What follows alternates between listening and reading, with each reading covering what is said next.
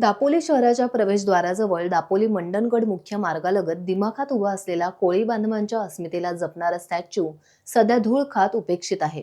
मला उपेक्षित का ठेवले, मी असे काय केले, असा जणू प्रश्न हा स्टॅच्यू प्रशासनाला विचारतोय.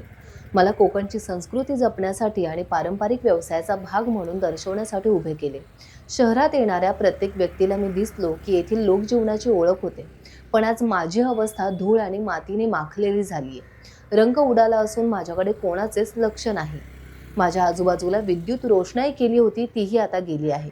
सांस्कृतिक वारसा जपण्यासाठी मला उभे केले गेले. मी एक मूर्ती नसून दापोलीच्या कोळी बांधवांचा, इतकेच काय तर कोकणातील मच्छीमार बांधवांचा सांस्कृतिक वारसा दर्शवणारा आहे. पण माझ्याकडे कोणाचे लक्ष नाही. आता तरी शासकीय निधीतून माझी रंगरंगोटी करावी. मी शहराचं वैभव आहे, पर्यटनासाठी आलेले लोक माझ्याकडे पाहून आनंदी होतात. पण तुम्ही मात्र माझ्याकडे दुर्लक्ष केलं आहे. असे हा स्टॅच्यू जणू दापोलीच्या प्रशासनाला साथ घालतोय असं नागरिकातून बोललं जात आहे. दापोलीतील जनतेने याकडे लक्ष वेधले असून प्रशासनाने सकारात्मक पावले उचलून लवकरात लवकर स्टॅच्यूला सुंदर बनवावे आणि दापोलीच्या वैभवात भर टाकावी, असे दापोली तालुक्यातील असंख्य कोळी बांधवांचे म्हणणे आहे.